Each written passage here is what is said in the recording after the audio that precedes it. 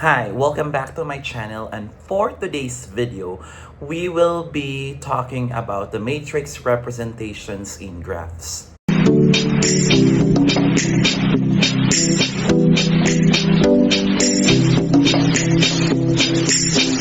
Okay, now given a graph, let's say this is our G here. Our G here is, ito yung vertex set natin, ito din yung edge set natin. So the incidence matrix ng G natin is an N by M matrix that is Aij yung entry defined by, ito yung definition niya, Aij is either 1 or 0. So 1 siya if Vi is an N vertex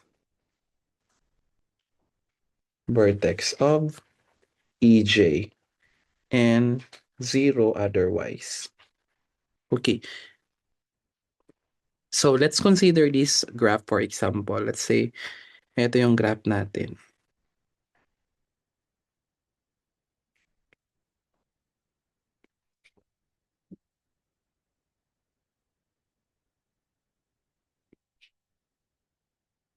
Ayan. So as you can see, multiple edge yung example natin, no?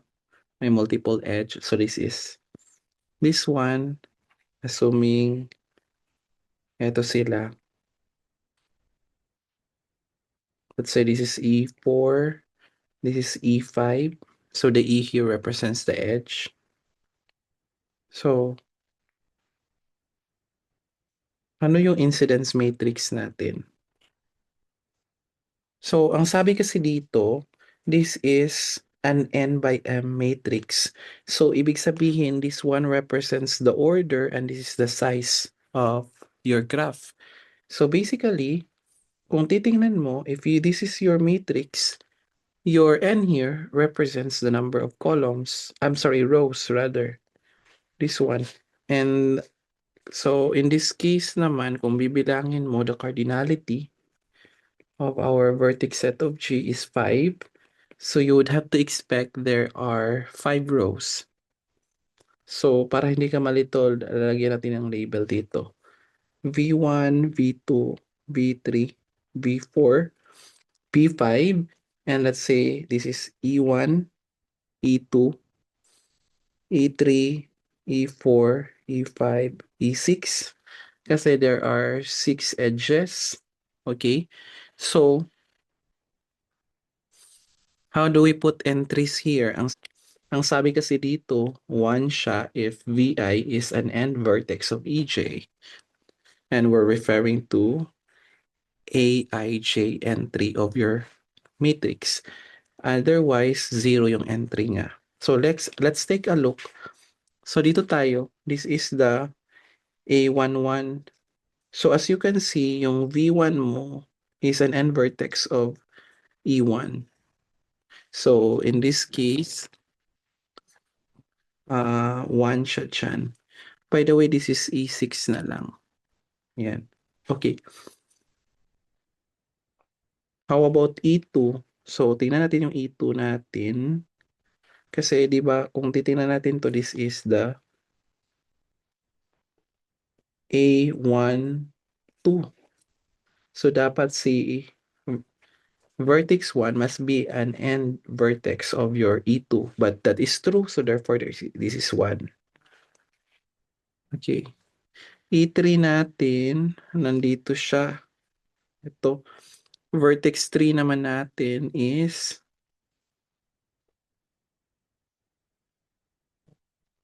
andito. Okay. Pero ang entry kasi nito, this is ano siya, no? A13. So, ibig sabihin, you're referring to the vertex 1 dapat and vertex siya ng E3, hindi eh. So, this is 0. Similarly, this is ito siya, this is A1, 4. Eh, hindi naman end vertex si 1 kay 4, kay edge 4. So therefore, this is 0, 0. What else? Let's go to A21. So si vertex 2 ba endpoint ni edge 1? Yes, that's true. So therefore, this is 1. This is also 1, 1. Kayo nang bahalang mag-correct. This one, this is, ang position niya is A3, 1. So si vertex 3, dapat endpoint siya ni edge 1. Eh, hindi siya endpoint, so therefore this is 0. Tama? We have A3, 2.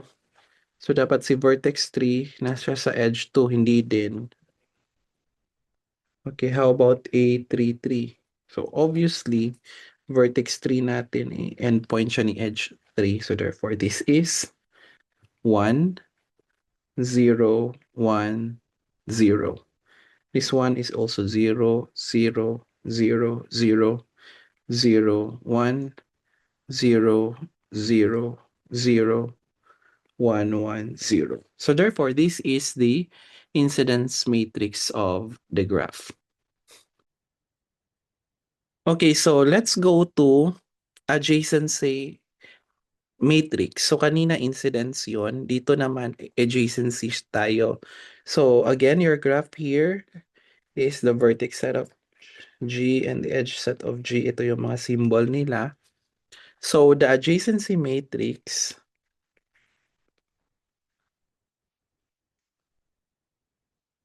yan, is an n by n matrix.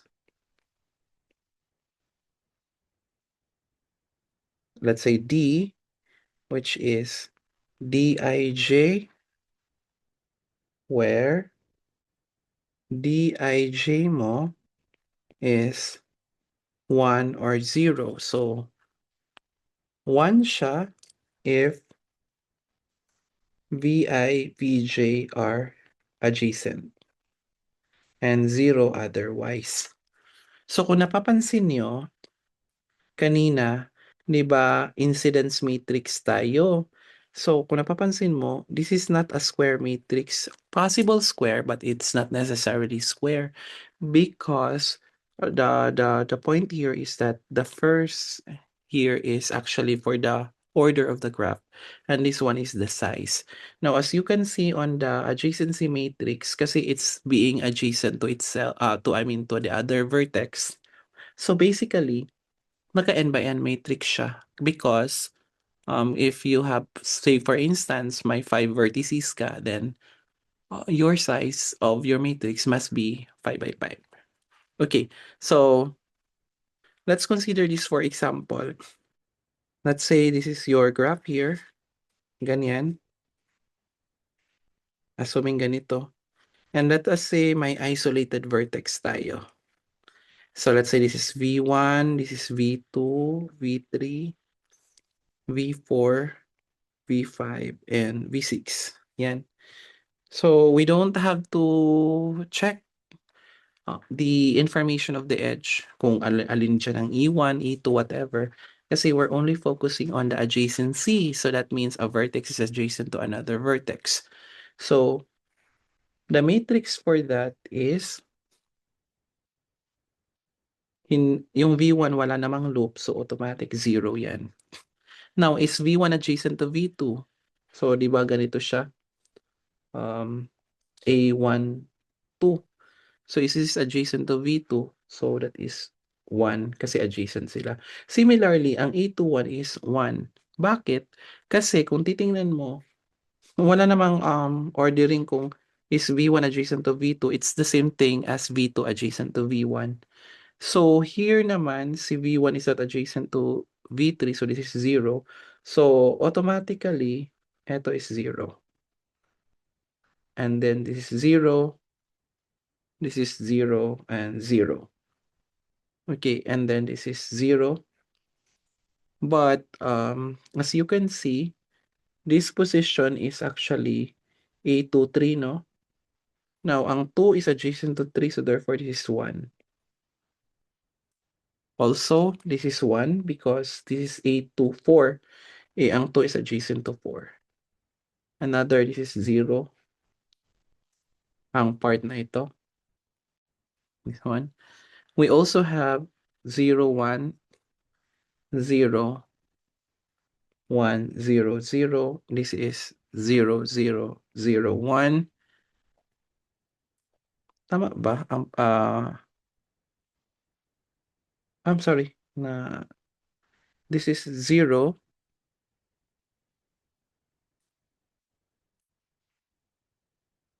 1, 1, 0, 1, 0, 0, 0, 0, 1, 0, 0. And lastly, we have this one.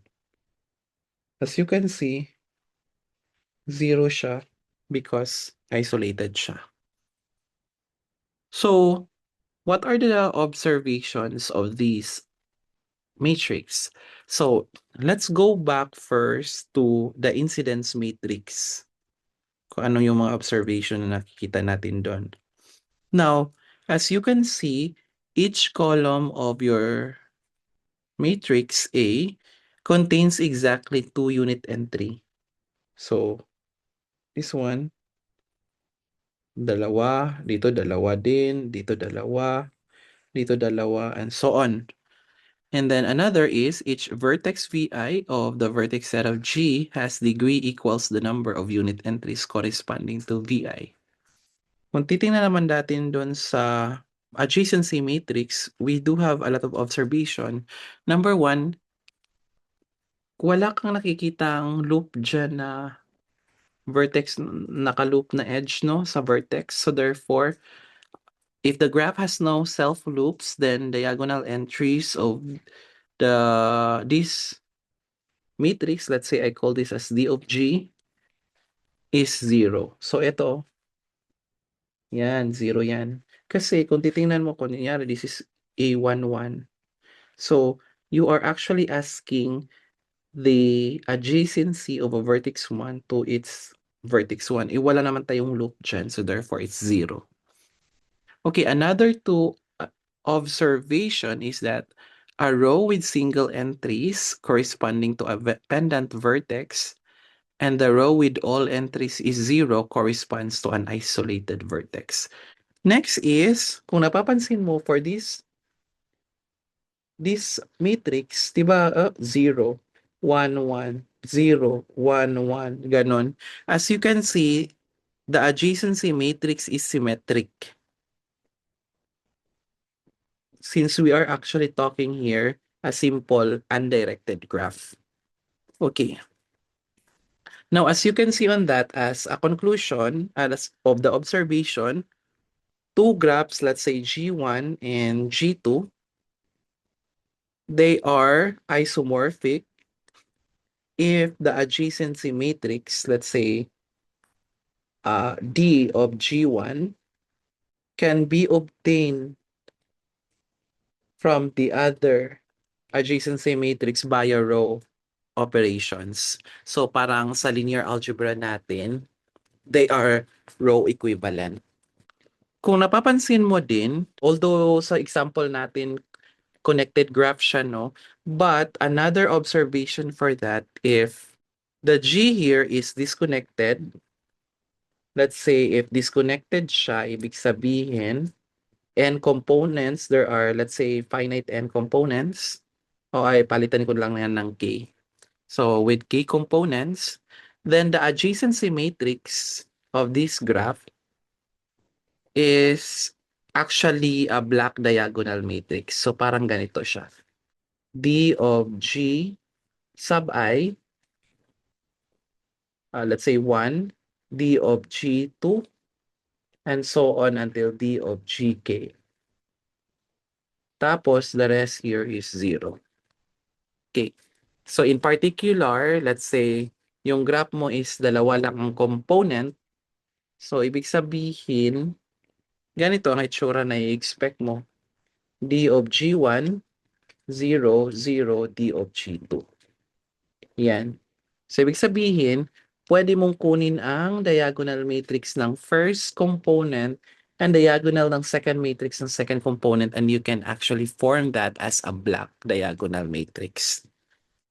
Okay, so we have the first theorem here saying that if your G is a graph with vertices, let's say V1 up to Vn, and by that we have an adjacency matrix of this form, okay, then the entry Dij to k in a row I and column j of this component is the number of distinct Vi, Vj walks of length k in G. Okay, so as you can see, we can actually do this by induction. Kasi your k here, of course, because this is the number of components, that means we're talking about a positive integer, tama? So how do we prove that? Okay.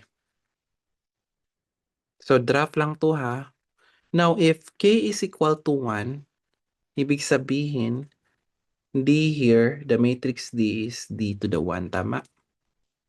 And any entry of D can be denoted by Dij equals 1, 0 if Vi, Vj are adjacent. Otherwise, 0 siya. Now, so in that case, draft lang to. So, there is a Vi, tama? Vi, Vj walk. So, there exists a Vi, Vj walk of length 1, tama? In G, if Vi, Vj are adjacent, which is obvious. Okay, so therefore, when k equals 1, then that's true. So let's assume that the induction hypothesis. So assume natin for any positive integer k, yan, the number Vi, Vj walks of length k in G is, we'll denote that as Dij to the k. Our goal here is Dij k plus 1 in dk plus 1 gives the number of Vi, Vj walks of length k plus 1. So let's talk about the entries of dk plus 1 here. So paano kaya yan? So this is the matrix, no, that this is consisted of D11 k plus 1, tama, D12 k plus 1, and so on until D1n k plus 1. Dito naman, this is D21 k plus 1, tama? D22 k plus 1, and so on until D2n k plus 1. Tama ba?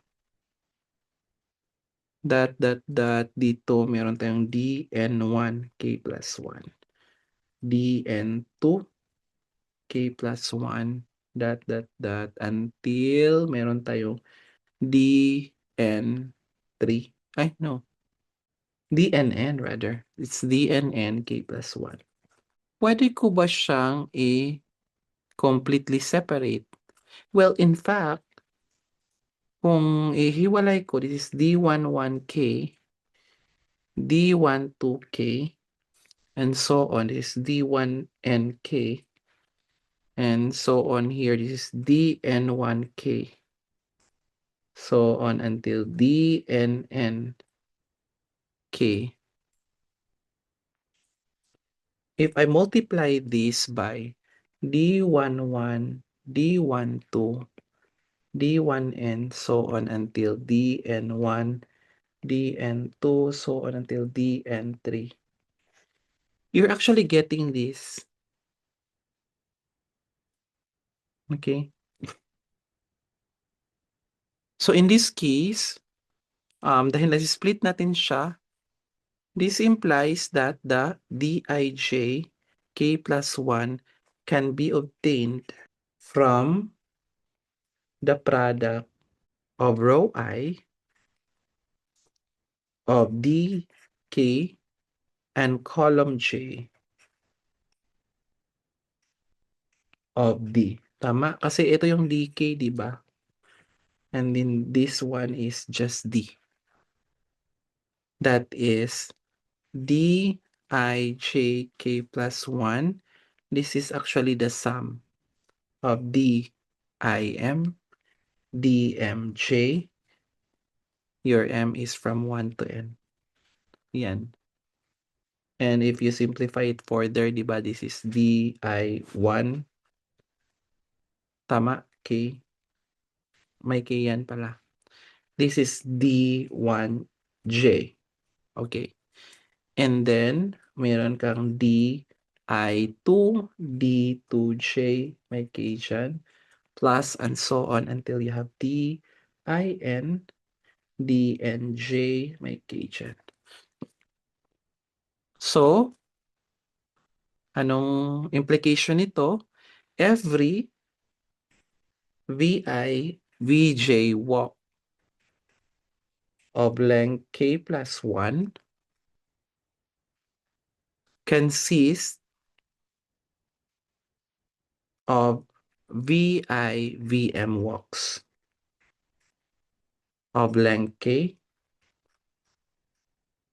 and vm adjacent to vj, then the total number of vi, bj walk of length k plus 1 in G is dij k plus 1. And that's it. So if you have question for this, let me know. Okay, so as a corollary, consequence to the previous theorem, meron tayong result na saying that for a connected graph G, by that connected graph, we have an adjacency matrix.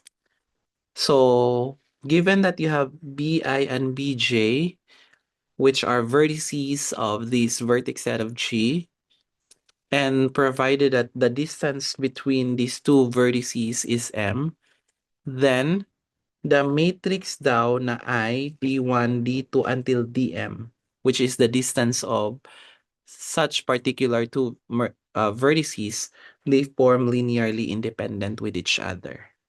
Okay, so we also have another theorem here saying that if you have two graphs G1 and G2 of the same size, so I'm sorry, same order rather, so pareho sila ng cardinality ng vertex set, I mean equal yung cardinality nila, then the homomorphism,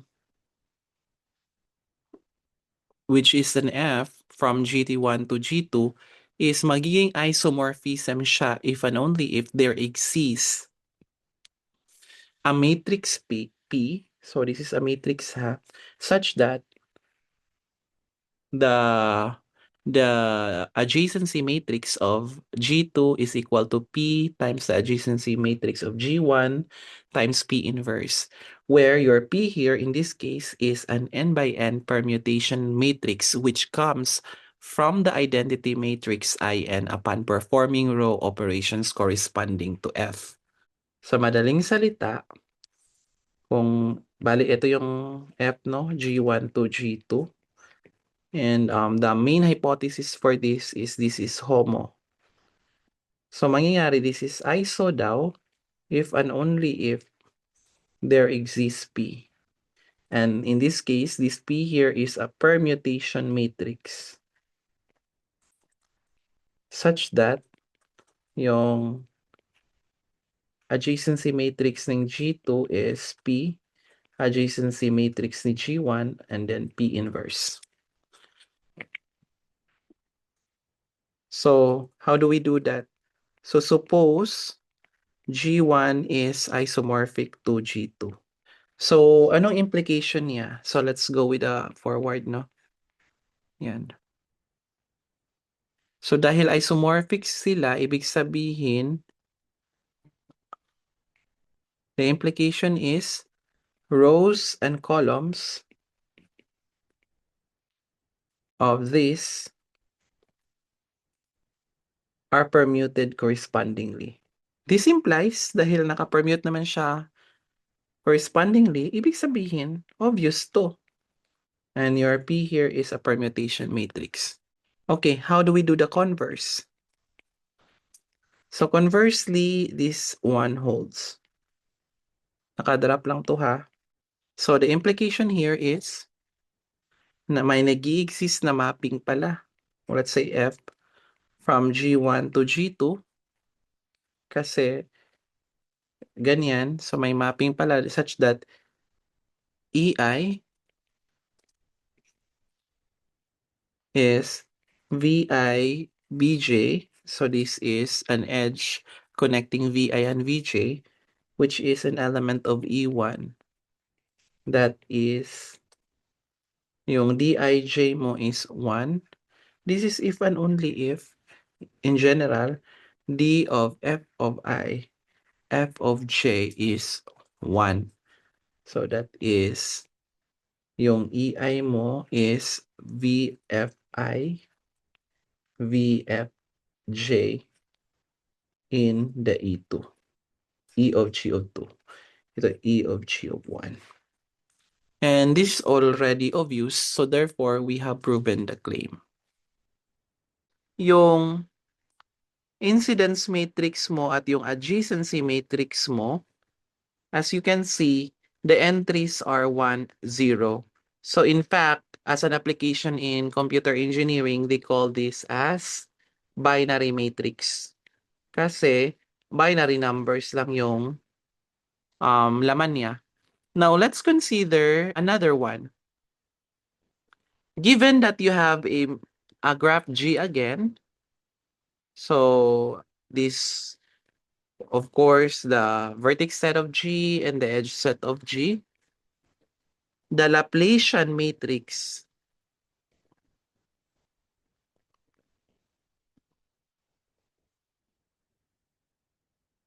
which is denoted by L of G is defined as this.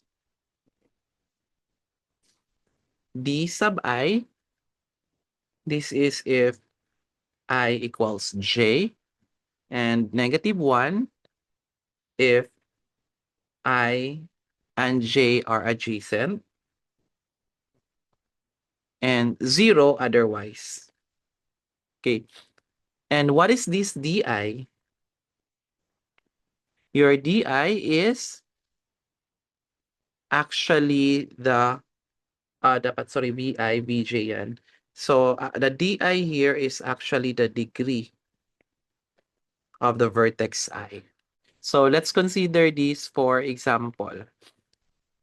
So gamit tayo ng ibang graph. So let's say, let's consider this span graph. So I have V1, V2, B3, B4. So this is a fan graph of order 4. Okay. So how do we create the Laplacian matrix of this? So the L of F4 is, this is 4 by 4, of course. And in this case, anong sabi niya? Di if I is equal to J. So in this case, this one, so V1 pa lang tayo. So this is A11, tama? Dapat.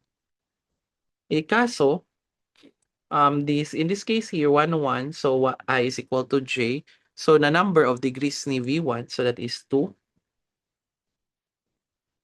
And then, this position here is Aij, no? So that means it's A12. Okay. Now, if A12, anong sabi dito? If adjacent naman si A12, that means magne-negative 1 siya. So that is negative 1. And then this is A13 na position. Kaso, wala siya sa dito, no? So therefore, this is 0. And this is negative 1. Similarly, this is negative 1. And then, this is 2, 2, no? So, degree ni 2, so that is 3.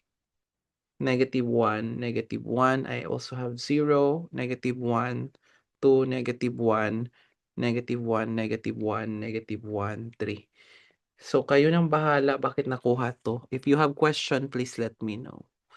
So, as you can see, this Laplacian matrix is closely related to adjacency matrix. In fact, your Laplacian matrix L of G, this is the D of G minus D of G. What your D of G here, of course, this is the adjacency matrix, and this one is the diagonal matrix. Yan. And what is this diagonal matrix? Anong description niya? This is the degrees of vertices on the diagonal.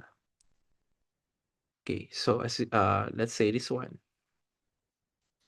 Okay, paano natin yan ma-verify?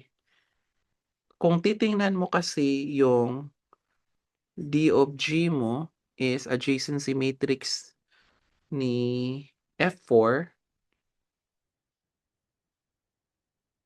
balik tayo dyan. Di ba 0 sana to, tapos adjacent man si V1 at si V2, so this is 1, this is also 1. And then, ano pa? 1, 3, hindi naman sila adjacent, so 0. Tama ba? And then 1, 4 adjacent, so 1. 0, 2, 3, yes, 1. 1, 0. This is 1. This is 1, 1. And this is 1, 1, 1, 1. Okay. So, that means if you take the diagonal matrix, tapos ima-minus mo ito, actually, ito ang lalabas. Okay. So, what are your observation for that? Okay. Let's focus on this adjacency, Laplacian matrix of your graph. Okay, first is, as you can see, this is symmetric, positive, semi-definite. So if you are wondering what is this, you may check on my other video about the positive semi-definite matrix. Number 2 din, the off-diagonal entries of LG are the vertex degree. And also, the row sums and the column sums are all 0. Yeah, if you add this is 0. If you add this also, this is 0. And the rank of this one, the rank of this matrix is n minus k, where k is the number of connected components of G. So, kung titingnan mo, focus tayo, ilan ang rank dito? I hope you know what the rank of a matrix is. So, this is 3, tama? Bakit? Kasi, paano nagiging, ano siya, bakit 3 lang ang rank dito?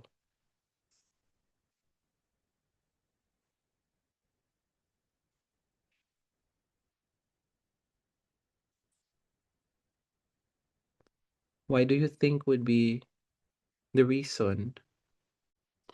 Why? Because if you simplify this into RREF, makikita mo there are only 3 rows that are linearly independent to each other. In general na, this one, ang rank niya is n minus k. So this n here is the order of G, which is this one, and the k here is the number of connected components.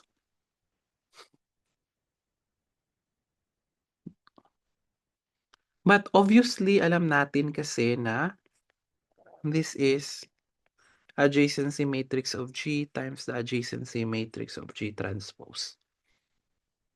And so, if you take the rank of this is the rank of A of G. Tama ba? And A of G transpose. Which is, as you can see, this is rank of A of G.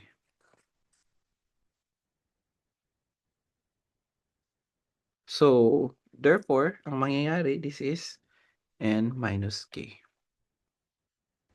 So, if you have any question or clarification, please let me know. And that's all for today. Thank you so much for watching. If you have any question or clarification, please let me know so that we can discuss on that. And for those who are new to my channel, please don't forget to subscribe so that you'll be updated on a lot of videos that I'll be uploading soon. Thank you and have a great day.